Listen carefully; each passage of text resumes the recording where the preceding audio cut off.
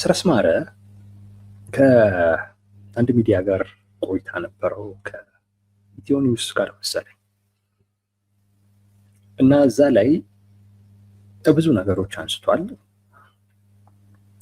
እያደረጉት ካለው እንቅስቃሴ ጋር የተያያዘ ለኛ ግን እንደው ኢንተረስትድ ሆነን ብናወራበት ብለን ያሰብነው ብልጽግና ከኛ በምንም የሚለይ ነገር የለም ከኛ እንደ አንዱ ነው ያለው ነው። እሱ ላይ ብንነጋገር በጣም ደስ ይለናል።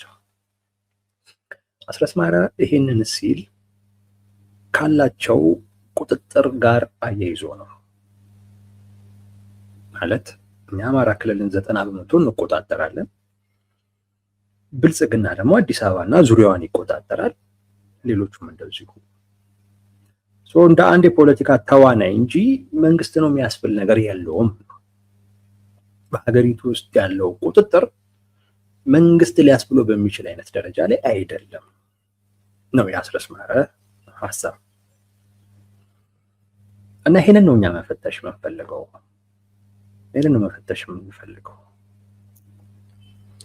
ኦፍኮርስ ከቁጥጥር አኳያ አስረስ ስህተት አለው ብለን አናስብም። ደጋግመን እኛም የምናነሳው ጉዳይ ነው። መንግስት ፌልድ ስቴት የሚባሉ ፌልድ በቃ እየወደቁ ያሉ አይነት መንግስት ነገር ነው እየሆነ ያለው። ብልጽግና ቁጥጥር የለውም። አማራ ክልል ላይ እንደው አስረስ ለፖለቲካ ፍጆታ ወይም ለፕሮፓጋንዳ ነው 90% የሚለውን እንኳን ብንተወው ራሱ የክልሉ መንግስት ግማሽ በግማሽ ከኔ ቁጥጥር ውጪ ነው ባይ ነው። የሱንም ፕሮፓጋንዳ ነው ብንል በቃ አስረስ ከፍ ባደረገውና የክልሉ አስተዳደር በቀነሰው መካከል ላይ ብንሄድ ከግማሽ በላይ የሆነ አካባቢ በፋኖ ቁጥጥር ስር ነው። ትግራይ ሙሉ በሙሉ በሚባል ደረጃ ከመንግስት ቁጥጥር ውጪ ነው። ኦሮሚያም ላይ በስንት ፐርሰንት ደረጃ እንደሆነ ባናቅም ግን ከመንግስት ቁጥጥር ውጪ የሆኑ አካባቢዎች አሉ። በእኔ ቁጥጥር ውስጥ ናቸው የሚላቸውም አካባቢዎች በነገራችን ላይ በመንግስት ቁጥጥር ውስጥ ስለመሆናቸው ምንም አይነት ማረጋገጫ የለም። ማለት መንግስት በተቆጣጠራቸውም አካባቢዎች ላይ መንግስት የተቆጣጠራቸው አካባቢዎች ናቸው ለማለት የሚያበቃ ነገር የለም። ሰላም የለም፣ መረጋጋት የለም፣ የመኖር ዋስትና የለም። የኤርትራ ሰራዊት ኢትዮጵያ ውስጥ ነው። የኤርትራ ሰራዊት ኢትዮጵያ ውስጥ እንደፈለገ ነው የሚሆነው። ሰሞኑን ሽሬ አካባቢ ላይ ከኤርትራ መጥተው በዓል አክብረው ነው የሄዱት። የጽምዶ አካል ነው ይሄ። እዛ ያለ የኤርትራ ማህበረሰብ ምናምን መጥቶ ዝም ብሎ አክብሮ ነገር አይደለም። የጽምዶ ነው። የጽምዶን የሚመራ አንድ ጋዜጠኛ አለ፣ ስሙ ጠፋኝ ላይ ስሙን አልያዝኩትም። እሱ ነው ይዟቸው የመጣው። የጽምዶ አካል ነው ይሄ ፕሮጀክት። ትላንትና ምናምን ማለት ነው ወልቃይት ላይ የኤርትራ ሰራዊት እንደ ልቡ ነው የሚንቀሳቀሱ። ወደ ወልቃይት አንዳንድ አካባቢዎች ላይ ሪፖርተር ላይ ብትሄዱ ይሄንን መረጃ ታገኙታላችሁ። ይሄ በነገራችን ላይ እኔ እንዴት እንደሆነ አላቅም፣ ብቻ ግን በጣም የሚያም ማለት ይሄ በቃ ኢትዮጵያዊነት ስሜት ላለው ሰው እውነቴን ነው የምላችሁ በጣም የሚያም እንደው የሀገር ስሜት ላለው ሰው የሚስማማ አይደለም። አንዳንድ ሰዎች የሀገር ስሜት አለን ለሀገር ነው የምንሰራው ይላሉ፣ ግን እንዲህ አይነት ነገር ተስማምቷቸው ሳይ በጣም ነው የሚገርም። በጣም ጠቅላይ ሚኒስቴሩ በቃ ለኢትዮጵያ ያላቸው ነገር ተብሎ ነው የሚወራው፣ ግን እንዲህ አይነት ነገር ተስማምቷቸው ሲኖሩ ግን በጣም ነው የሚገርም። ሲቆጩ እንኳን አናይም። ሲቆጩ ላለፉት 8 ዓመታት የኤርትራ ሰራዊት በኢትዮጵያ ውስጥ እንደፈለገ ነበር ሲሆን ነበር።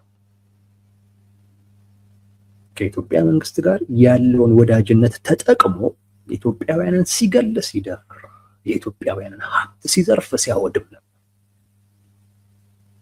ተፈቅዶለት አሁን ደግሞ ከኢትዮጵያ መንግስትም ጋር ደግሞ ጸበኛ ነው ተብሎ ነገር ግን ደግሞ እዛ ካሉ ታጣቂዎች ጋር ደግሞ ግንኙነት ፈጥሮ እንደፈለገ ነው የሚሆነው። ላለፉት 8 ዓመታት ኢትዮጵያ ውስጥ ያለው ሁኔታ ለሻዕቢያ እጅግ በጣም የተመቸ ለየትኛውም የኢትዮጵያን አንድነት ለማይፈልግ የኢትዮጵያን እድገት ለማይፈልግ የኢትዮጵያ ጠላት ነው ብለህ ለምታስበው አካል የሚመች ሀገር ነው የተፈጠረው። በነገራችን ላይ ኢትዮጵያ ውስጥ ብልጽግና የፈጠረው ሀገር ለጠላት የሚመች እንጂ እውነቴን ነው የምላችሁ ኢትዮጵያን ለሚወድ ኢትዮጵያን እንደ ወዳጅ ለሚያይ ብልጽግና የፈጠራት ኢትዮጵያ የምታስቆጭ ነች። ለዚህ ማሳያው ትላንትም ዛሬም ሻዕቢያ ኢትዮጵያ ምድር ላይ ነው።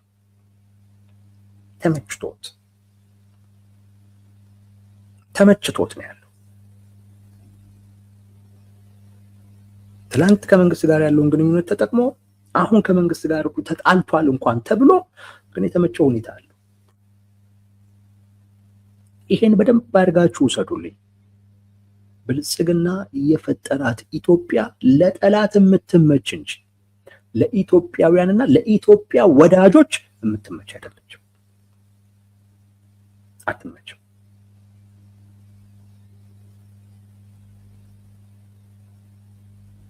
ቁጥጥር ያለው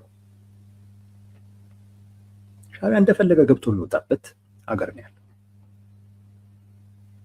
የኢትዮጵያ ክብር በጣም የተደፈረበት ደጋግሞ የተረገጠበት ወቅት ነው ይላል። 8 ዓመት ደጋግሞ የተረገጠበት። ይሄ ሲቆጫችሁ አታዩ፣ ሲያማችሁ አታዩ፣ ሲያበሳጫችሁ አታዩ። ግን ይሄንን ጀስቲፋይ ለማድረግ ደግሞ የሚሞክር ደግሞ ሰው ደግሞ አይጠፋም። ይሄን በምንም አይነት መልኩ ጀስቲፋይ አታደርግም። ይሄ በቃ መንግስት ፌል ማድረጉን ማሳያ አስረስ ማረ ልክ ነው። መንግስት ቁጥጥር የለውም። ከቁጥጥር አኳያ አንድን መንግስት የሚያስብለው ሀገሪቷ ላይ ቁጥጥር ሲኖረው ነው። ከዛ ውጪ ግን በቃ ያ መንግስት የሚያስብለው ነገር ብዙ የለው። ብቸኛው ምክንያት መንግስት የሚያስብለው የቁጥጥር አቅሙ ስላልሆነ ነው እንጂ ግን ዋነኛ ምክንያት ከታጣቂ እንደ አንዱ ነው ልትቆጥረው የምትችል። ለምሳሌ ፋኖ ሁሉም ቦታ ላይ ቁጥጥር ያለው በዚህ ከብልጽግና አያንስም። ለምን? ብልጽግና ሁሉም ቦታ ላይ ቁጥጥር ያለው። ለምሳሌ ህወሓት ሁሉም ቦታ ላይ ቁጥጥር ያለው ግን በዚህ ከብልጽግና አያንስም። ምክንያቱም ብልጽግናም ሁሉም ቦታ ላይ ቁጥጥር ያለው። እውነቱን ነው አስረስ ከኛ አንዱ ነው ያለው። ምን የተለየ ነገር አለው? ምን አለው የተለየ? እሱም ሁሉንም አካባቢ አይቆጣጠርም። መካኛም ተቆጣጥረን የምናስተዳድረው እኮ አለ። እሱም ተቆጣጥሮ የሚያስተዳድረው አለ። በቃ ምን ልዩነት አለ?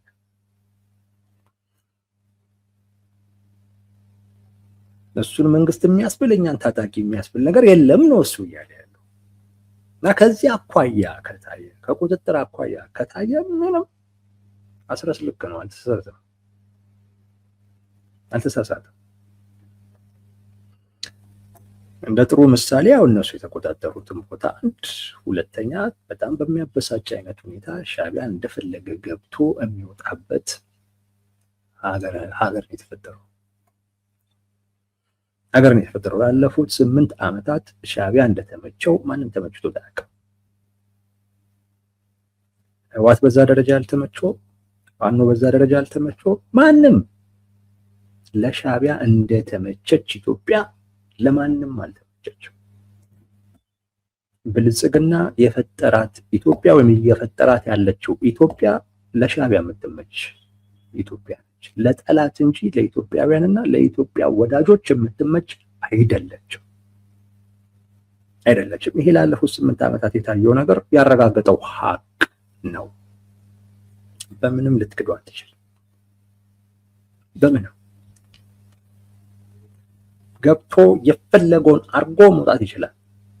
ማን? ሻዕቢያ። የሚያሳዝን ነው፣ የሚያስቆጭ ነው፣ የሚያምነው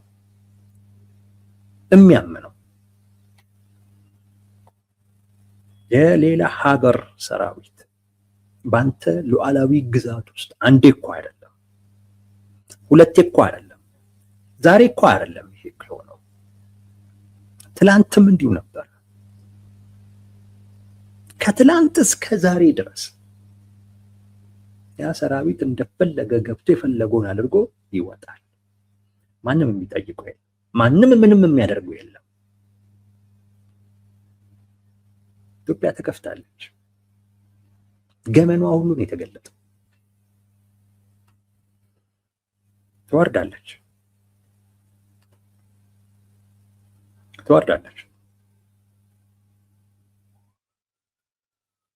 መንግስት ባለበት ሀገር ማለት እና ያ ብልጽግና መንግስት በሉኝ ይላል። እንደዚህ አይነት ሀገር ፈጥሮ መንግስት በሉኝ ይላል። አስረስ ልክ ነው አስረስ። እና እኔ እንደውም ዛሬ ልጨምር ነው የምፈልገው፣ ሌላ ምክንያት ልጨምር ነው። አስረስ ከቁጥጥር አንጻር ነው ያየው። እኔ ደግሞ ሌሎች ምክንያቶችን እጨምራለሁ። ከነሱ እንደ አንዱ ብቻ ሳይሆን ራሱ መንግስትን በመንግስትነት ደረጃ እንዳናየው ሊያደርጉ የሚችሉ ሌሎች ነገሮችን እጨምራለሁ። አንደኛው ሞኖፖሊ ኦፍ ቫዮለንስ የሚባለው ነው። ስለዚህ ጉዳይ ብልጽግናዎች በጣም በተደጋጋሚ ሲሆኑ ሰምታችኋል። ኢትዮጵያ ውስጥ ሞኖፖሊ ኦፍ ቫዮለንስ የመንግስት ነው መሆን ያለበት ሲሉ ትሰማላችሁ። ሞኖፖሊ ኦፍ ቫዮለንስ ማለት ኃይልን በብቸኝነት የመጠቀም መብት ማለት ነው። ኃይልን በብቸኝነት የመጠቀም ከመንግስት ውጪ ኃይልን በብቸኝነት የመጠቀም ስልጣን ያለው መኖር የለበትም ነው። ወይም ኃይልን መጠቀም ያለበት ከመንግስት ውጪ ሌላ አካል መኖር የለበትም ነው። ካለስ ህገወጥ ነው፣ ህግ የጣሰ ነው፣ አማጺ ነው ምናምን እንደዛ ነው የሚባለው። እና ብልጽግና ጠቅላይ ሚኒስትሩን ጨምሮ ደጋግሞ ስለዚህ ጉዳይ ያነሳሉ። በዚህ ጉዳይ ላይ የተወሰነ እንነጋገራለን። ዛሬ እንደውም እንድናወራ የምፈልገው በዚህ ጉዳይ ላይ ነው። ሞኖፖሊ ኦፍ ቫዮለንስ እንዳልኳችሁ ኃይልን በብቸኝነት የመጠቀም ስልጣን ብዙ ጊዜ መንግስት ነው። ዋናው ነገር እና እንድንጠይቅ እንድንመለስ የምንፈልገው ለምን የሚለውን ነው። ብልጽግናዎች ይሄን አይመልሱትም። ለምን የመንግስት ስልጣን ሆነ? ለምን የመንግስት ስልጣን ሆነ? ሞኖፖሊ ኦፍ ቫዮለንስ ለመንግስት ብቻ የሚተው ጉዳይ ሆነ? ኃይልን በብቸኝነት እንዲጠቀም የምንፈልገው መንግስትን ነው። ለምን ግዴታ ነው? ግዴታ እኮ አይደለም፣ ምክንያታዊ እኮ ነው ይሄ ውሳኔ። ዝም ተብሎ እኮ የተጫነብን ነገር እኮ አይደለም፣ ምክንያታዊ ነው። እና ምክንያቶቹን ብታዩት ብልጽግና ያ ሞራል አለው ወይስ የለውም ትፈትሻላችሁ ራሳችሁ። ሞኖፖሊ ኦፍ ቫዮለንስ የኔ ነው መሆን ያለበት ለማለት ይበቃል ወይንስ አይበቃም ራሳችሁ ትወስናላችሁ። ምክንያታዊ ነው።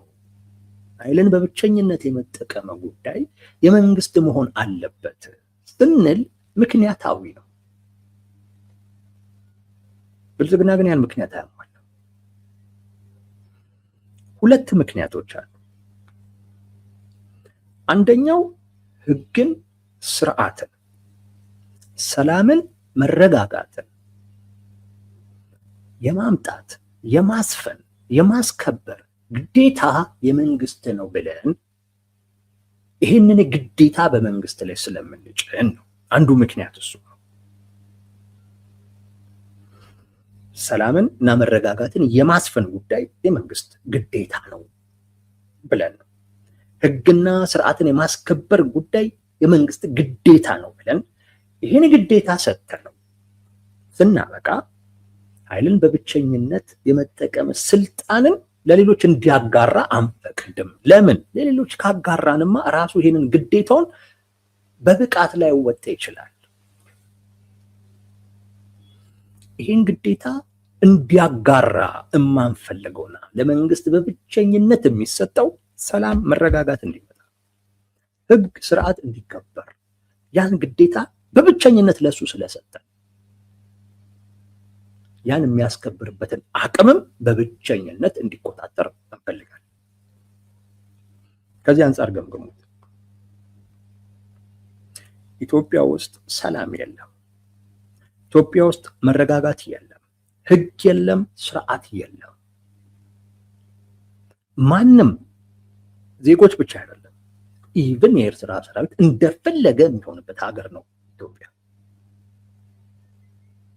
ዜጎች ማን ምን እንደሚያደርጋቸው የማያውቁበት፣ ለህይወታቸው ዋስትና የሚሰጥ አካል የሌለበት ሀገር ነው ኢትዮጵያ። መንግስት ከዚህ አንጻር ግዴታውን ሲወጣ አላየንም፣ አልተወጣም። የብቃት ችግር ብቻ እንዳይመስላችሁ፣ የአቅም ችግር ብቻ እንዳይመስላችሁ። በመሰረታዊነት ይሄ ግዴታ የኔ ነው ብሎ አያምንም። መጀመሪያ እኮ ያንን እኮ ነው የሚፈልገው ወዳጆች። ይሄ ግዴታ የኔ ግዴታ ነው፣ ይህን ግዴታ ወስጃለሁ፣ መንግስት ነኝ ስለ ይህን ግዴታ ወስጃለሁ። ሰው ያንን አቅም መፍጠር፣ ያን አቅም ተጠቅሜ ግዴታዬን መወጣት የኔ ድርሻ ነው። ብልጽግና እንደ ግዴታው የማይወስደውም ነው እኮ ብላችሁ ግዴታዬ ነው ብሎ አያስብም። ራስን ጠብቅ ከፈለክ ነው የሚል እዛ ያለ ታጣቂ እንዲሆንን ምናምን የራሱ ጉዳይ ነው የሚል። ትግራይ እንዲህ ተብሏል፣ የራሱ ጉዳይ ተብሏል። እንደዚህ ነው የራሱ ጉዳይ ተባለው። አማራ ክልል እንደዚሁ የራሳችሁ ጉዳይ። ኦሮሚያም ላይ ኦላ የሚንቀሳቀስባቸው ቦታ ላይ የራሳችሁ ጉዳይ። ምን ኦላ የትኛውም ቦታ ላይ ህዝብ የራሱ ጉዳይ ነው የተባለው። ህግን ስርዓትን ለማስከበር ሲባል ስልጣኑ ሲጠቀም አይታየም። ግዴታው አይደለም። ኃይልን የሚጠቀመው ስልጣኑን ለማስጠበቅ። ከዛ ውጪ ግን ስልጣኑን ማስጠበቅ አንድ ነገር ነው፣ ምንም ጥያቄ የለውም። ግን እሱ ስልጣን ላይ ተቀምጦ ህግ ስርዓት ካልተከበረ፣ የዜጎች ወጥቶ የመግባት መብት ካልተረጋገጠ እኮ መዘፍዘፍ እንጂ ሌላ ነገር እኮ የለውም። እንደዚህ አይነቱን አካል እኮ ይሄንን ቫዮለንስ የሚባለው ስልጣን ወደደም ጠላም ትቀመዋለህ።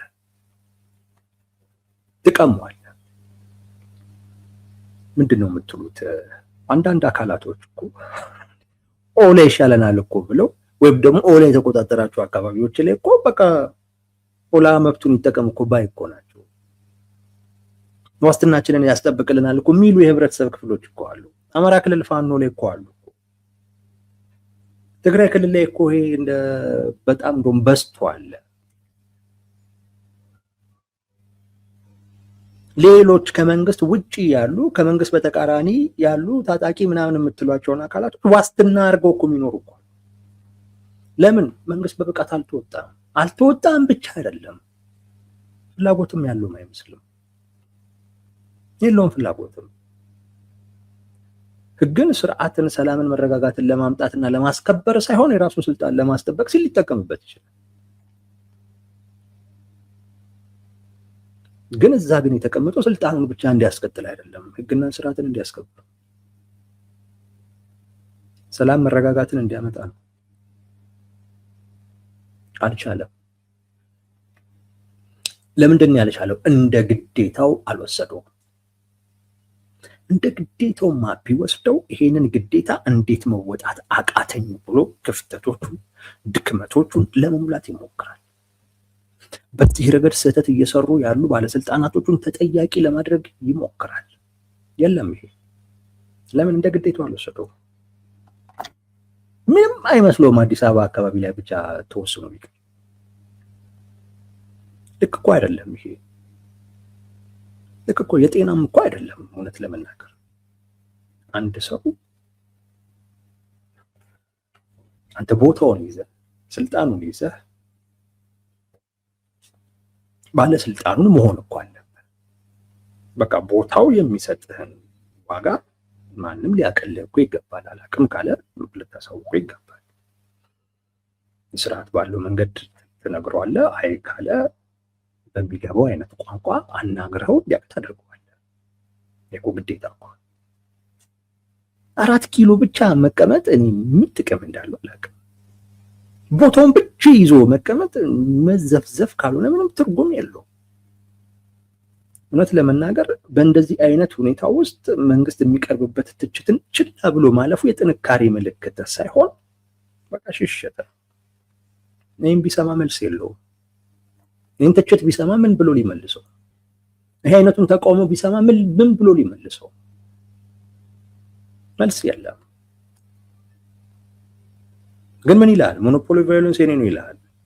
ህግና ስርዓትን ካላስከበርክበት ዝም ብሎ ውርስ ነው እንደ ሞኖፖሊ ቫዮለንስ። እንዳልኩት እኮ ምክንያታዊ ጀጅመንት እኮ ነው፣ ምክንያታዊ ውሳኔ እኮ ነው።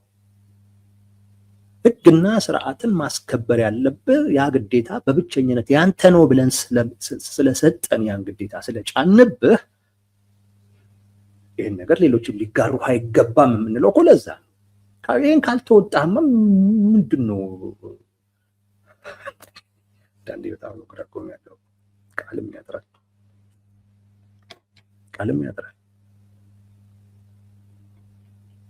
ለኢትዮጵያውያን የማትመች ግን ጠላት ለምንለው አካል ግን እንደ ልባቸው ገብተው የሚፈልጉትን አድርገው መውጣት የሚችሉበትን አይነት ሀገር ነው የተፈጠረው። ይሄ ሆኖ ሞኖፖሊ ቫዮለንስ መሆን አለበት ይልሃል። አንደኛ ነገር ራስን መንግስት ነኝ ስትል ያን ማረጋገጥ የራስ ድርሻ።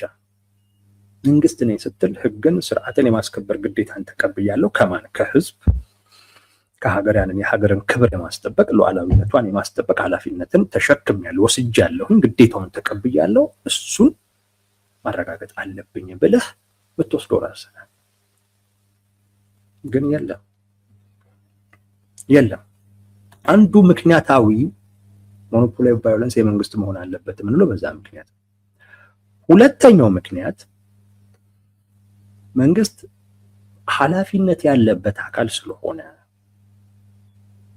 መንግስት ለህግ ለስርዓት ተገዢ ይሆናል ብለን ስለምናምን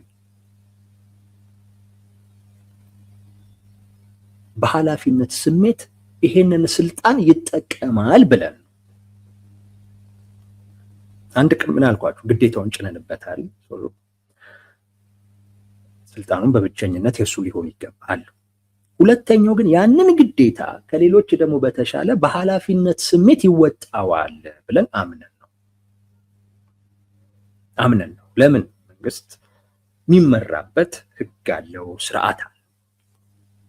በዛ አይነት መልኩ ይፈጽማል ብለን አምነን ነው። ስህተትም ሲኖር ስህተቱን ሊያርም የሚችልበት የራሱ አካሄድ አለ። ስለዚህ በአጠቃላይ ነገሩን በኃላፊነት ስሜት ይፈጽማል ብለን አምነን ነው። ብልጽግና ይህንንም እምነት አፈር ነው ያበላው። እጁ ላይ ያለውን ሞኖፖሊ ቫዮለንስ ወይንም እጁ ላይ ያለውን መሳሪያ አንደኛ ተመጣጣኝ ባልሆነ አይነት መልኩ ነው የሚጠቀመው። ህግን ላስከብር ነው፣ ስርዓትን ላስከብር ነው ብሎ ተመጣጣኝ ያልሆነ እርምጃ ነው የሚወስደው። ከችግሩ ጋር ተመጣጣኝ ያልሆነ በለው ነው፣ ዝም ብሎ በዘፈቀደ ነው የሚወስደው። ህግ የለ፣ ስርዓት የለ፣ በዛም ለሚመጣ ደግሞ ጥፋት ተጠያቂነትም የለ። የጦር ወንጀል ፈጽሟል። ያልፈጸም ንጹሃኖች ተጨፍጭፈዋል፣ ተደፍረዋል።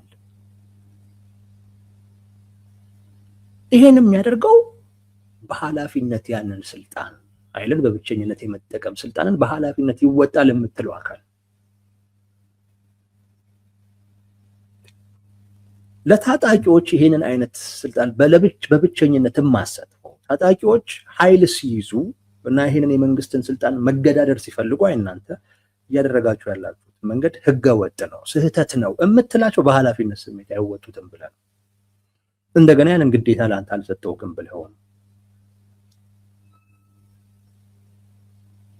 ፋኖ በሚከሰስበት፣ ቲዲኤፍ በሚከሰስበት፣ ኦላ በሚከሰስበት ክስ የኢትዮጵያ መከላከያ ሰራዊት በበለጠ አይነት ሁኔታ ይከሰስበታል። ክሱ ኢትዮጵያ ውስጥ ብቻ እኮ በዓለም አቀፍ ደረጃ ይከሰስበታል። እጁ ላይ ያለውንም ስልጣን በኃላፊነት ሳይወጣ ቀርቶ በዘፈቀደ በህግ ባልተመራ አይነት መልኩ የራሱን ታጣቂ እየገደለ ተሳስቼ ነው ደግሞ ብሎ ተጠያቂነት የማያሰፍን እንደዚህ አይነት አካል ሞኖፖሊ ቫዮለንስ ነው ይልሃል። አይባልም። እውነቴን ነው የምላችሁ፣ አይባልም። እኔ ነው የማይባልም። አርገህ ማሳየት ነው። ግን ደግሞ አርገህ ደግሞ ለማሳየት ቢያንስ ፍላጎት እንደ ግዴታ መውሰድ ይጠበቅብሃል። አንድ ሁለተኛ በኃላፊነት ስትጠቀመው መታየት አለበት። ዝም ብለህ ህዝብን እየጨፈጨፍክማ እንዴት ያንተ ብቻ ነው ሊባል አይቻልም። ያን የሚገዳደር አካል መፈጠሩ አይቀርም። ሲፈጠር እሱን ደግሞ ህገወጥ ማድረግ አይቻልም።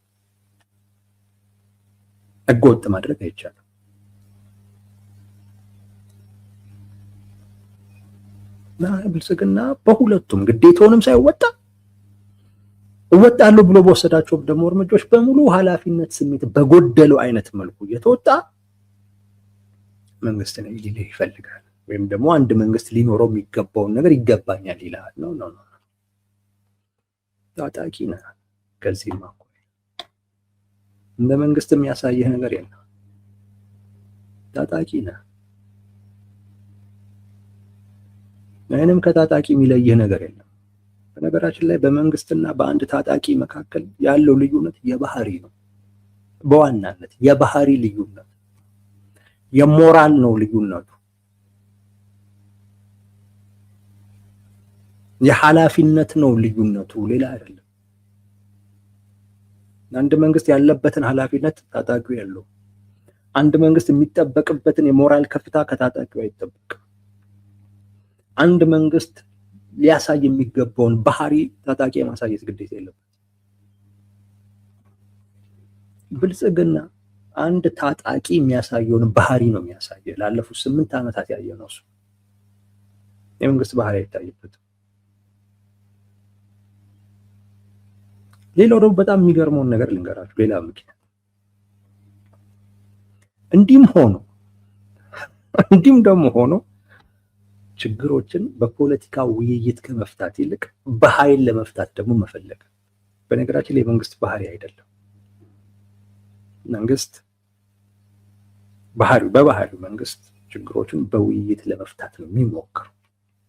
ጥረቱ ሁሉ እሱ ነው። የኃይል አማራጭ የመጨረሻ አማራጭ ነው። በነገራችን ላይ ለብልጽግና የኃይል አማራጭ የመጀመሪያ አማራጭ፣ በፖለቲካ መፍትሄ ችግሩን መፍታት የመጨረሻ አማራጩ ነው ለብልጽግና ሲገደድ የሚገባበት። ይሄ መንግስት ባህሪ አይደለም።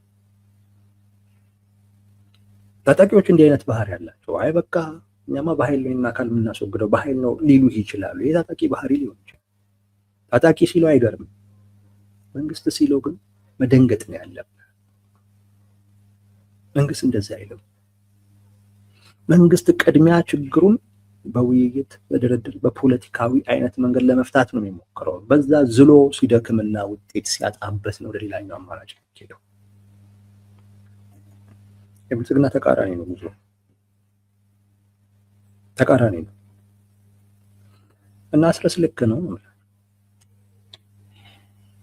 ነው። እንደ መንግስት የሚያሳዩት ነገሮች የሉትም። ኃላፊነትንም ከመወጣት አኳያ በባህሪም ደረጃ በቁጥጥርም ደረጃ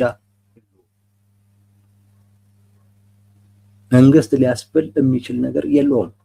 ከአንድ ታጣቂ በምንም አትለየውም። በምንም።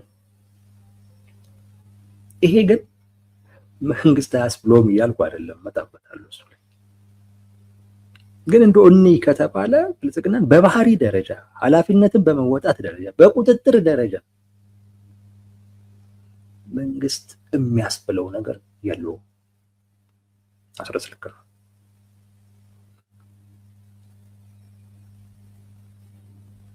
መንግስት የሚያስብለው ብቸኛ ነገር ዓለም አቀፉ ማህበረሰብ የኢትዮጵያ መንግስት ብሎ የሚያውቀው እሱ ስለሆነ እኛም 4 ኪሎ የተቀመጠ በሙሉ መንግስት ነው የሚመስለን። ለዛ ይሄ እናቱን ያገባ ሁሉ እናቴን ያገባ አባቴ ነው አይነት ነገር ማለት ነው። እንደዛ ከ4 ኪሎ የገባን በሙሉ መንግስት ስለምንል መንግስት እንለዋለን። የዓለም አቀፉ ማህበረሰብን በመንግስት ደረጃ የሚያውቀው እሱ ስለሆነ መንግስት እንለዋለን። ስሙ ነው። ባህሪው ግን ሌላ የመንግስት ባህሪ የለው። ግዴታውን ከመወጣት አኳያ የመንግስትነትን ግዴታው አድርጎ የሚቀበል አይደለም። ስሙን አይመጥንም። ከቁጥጥር አኳያ መንግስት ነው እንደ የሚያስብል ጥያቄ የሚያስነሳ ግን እንዳልኳችሁ 4 ኪሎ የገባን ሁሉ እኛ መንግስት ነው የምንለው። ስለዚህ መንግስት ይባላል። የዓለም አቀፉ ማህበረሰብ በመንግስትነት ስለሚያውቀው መንግስት ይባላል። ከዛ ውጪ ግን በባህሪ ኃላፊነትን ግዴታን ከመቀበልም አኳያ ከአቅምም አኳያ መንግስት የሚያስብል ነገር የለውም። አስረስ ማረ ልክ ነው ብላችሁ ፈልጌ ነው። የሆነው ወዳጆች